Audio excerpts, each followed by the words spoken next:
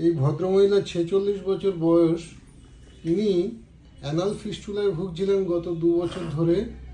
Anal fistula যেটা সারতে চায় না সাধারণত, কিন্তু হোমিওপ্যাথি চিকিৎসায় কতটা সুন্দরভাবে উপশম পায় বা সেরে যায় সেটা আমরা এনার কাছ থেকে শুনে খানিকটা বুঝে নিতে পারবো।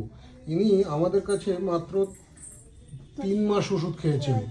3 মাসের মধ্যে অনেকটা ভালো আছেন। কি কি সমস্যা ছিল আপনার বলুন তো?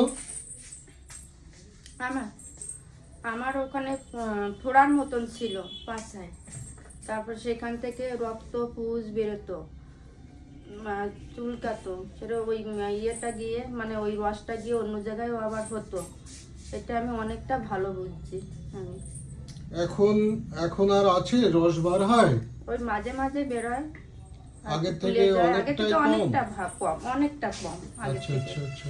এসো না, পড়ে যাবি তো। এখন বেশ ভালো তো? অনেক ভালো আমি। ঠিক আছে। কিছু খাওয়া দাওয়া আমরা চেঞ্জ করে, কিছু খাওয়া দাওয়া অ্যাডিশন করে আমরা অ্যানাল ফিস্টুলা খুব সুন্দরভাবে সারাতে পারি।